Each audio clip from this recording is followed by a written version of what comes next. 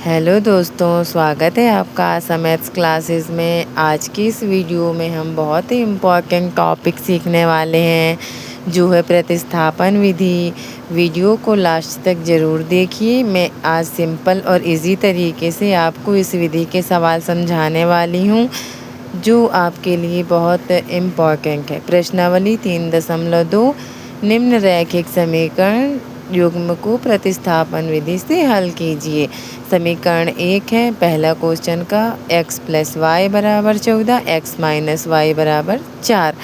तो आइए हम इसे सॉल्व करते हैं। इसे मान लेते हैं समीकरण नंबर 1, इसे मान लेते हैं 2। अब हम ये समीकरण को प्रतिस्थापन विधि से हल करने वाले हैं। तो यहाँ हेडिंग डालना पड़ेगा, प्रतिस्थापन विधि।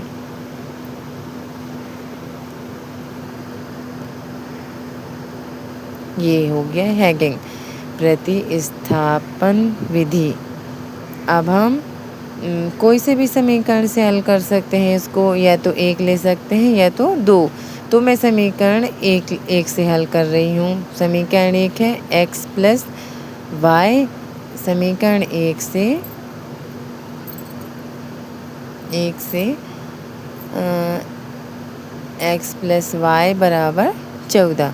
अब या तो मैं x को पक्षांतर कर लूँ या y को, किसी को भी पक्षांतर कर सकते हैं हम। तो मैं यहाँ पर y का पक्षांतर करूँगी। x = 14, y प्लस में है तो -y। तो आ गया हमारा x का मान 14 - y। ये हो गया समीकरण नंबर 3। अब हम समीकरण 2 में जो समीकरण 3 से x का मान मिला है उसे रख देंगे। समीकरण 2 में चलो x का मान रख देते हैं। अब 1 में भी रख सकते हैं, 2 में भी, किसी में भी रखने पर आंसर आ जाएगा x का मान रखने पर। तो अब देखो हमारे पास समीकरण नंबर 2 क्या है, x - y = 4। x - y = 4 ये लिख दिया मैंने। अब जो x का मान है, पूरे समीकरण को वैसे ही रहने देना है, सिर्फ x की जगह पे इसको रखना है। तो x की जगह पे रख दो 14 - y पहले से है, -y = 4। अब देखो 14 को भी ऐसे ही रहने देंगे। यहाँ देखो दोनों के सामने माइनस है। जब एक लाइन याद रखना है हमेशा, जब दोनों के सामने माइनस हो तो माइनस लगा के दोनों को जोड़ दिया जाता है, बराबर 4। अब -2y को यहीं रहने दो, 4 है, 14 का पक्षांतर कर दो तो 4, पक्षांतर करने पर -14। ये आ गया -2y = 14 में से 4 घटा दो तो आ जाएगा 10। पर बड़ी संख्या के सामने माइनस है, इसलिए आएगा ये हमारा माइनस में। अब y को भी यहीं रहने दो, -10 को लिखो और -2 का पक्षांतर कर दो तो आ जाएगा बटे में। गुणा में था इसलिए बटे में आया। माइनस से माइनस कटा, 2 एकम 2, 2 पंचे 10। y बराबर आ गया 5। ये आ गया हमारा y का मान। अब हम ऐसे ही x का मान निकाल लेते हैं। तो x का मान निकालने के लिए क्या करना है, जो समीकरण 3 बनाया है हमने, उस समीकरण 3 में y का मान रख देते हैं। y का मान रख देते हैं तो x का मान मिल जाएगा वहाँ से, y का मान रखने पर। अब देखो समीकरण 3 क्या है, समीकरण 3 है हमारे पास x = 14 - y। अब y की जगह पे y का मान क्या रखना है हमको, 5। तो चलो रखते हैं x = 14 - 5। x = 14 में से 5 घटा दो तो आ गया हमारा 9।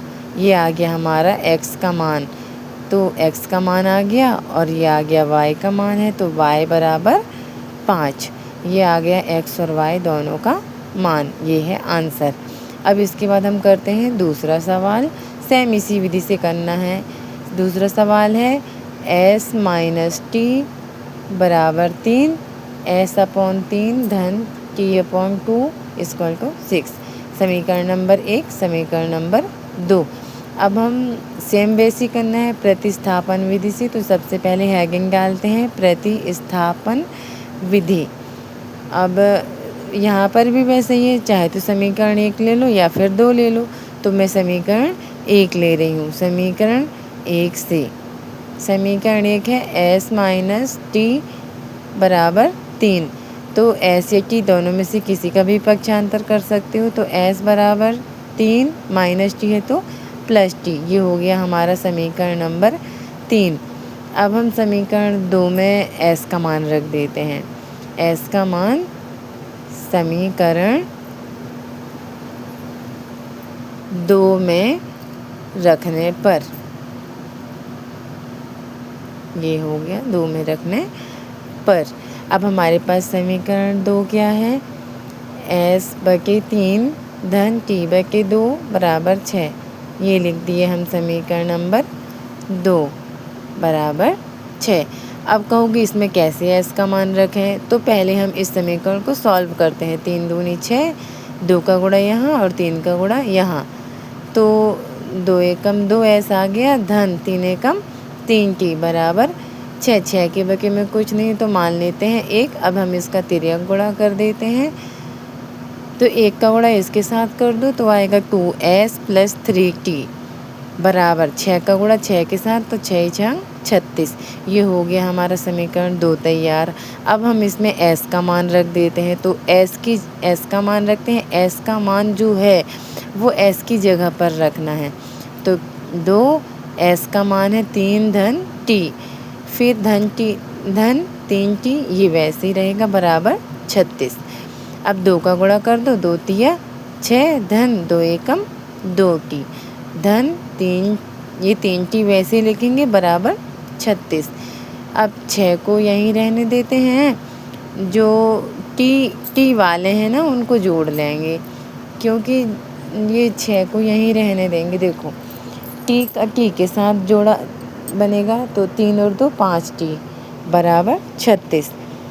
5t को यहीं रहने दो और 36 के साथ 6 का पक्षांतर कर दो, -6 आ गया। 5t बराबर 36 में से 6 गए 30। अब t को यहीं रहने दो, 30/5 का पक्षांतर कर दो तो 5 आ गया। 5 एकम 5, 5 का ये आ गया। अब हमारा t का मान t बराबर 6। अब हम इसे समीकरण में रख के, ये t का मान आया है, अब हम इसको समीकरण में रखेंगे। समीकरण नंबर 3 में रखने पर t का मान रख देते हैं। मान रखने पर अब देखो समीकरण नंबर 3 क्या है, s बराबर 3 धन t। s बराबर 3 धन, अब t की जगह पर बस क्या रखना है 6, ये रख दिए 6। s बराबर 3 धन 6 9, ये आ गया हमारा s का मान और ये रहा t का मान। s और t का मान आ गया, ये है हमारा आंसर। ये मैंने आपको प्रतिस्थापन विधि के 2 सवाल बता दिए, और तीसरा, चौथा, पांचवा, छठवा जो भी सवाल आपसे नहीं बनते मैं नेक्स्ट पार्ट में सिखाने वाली हूँ।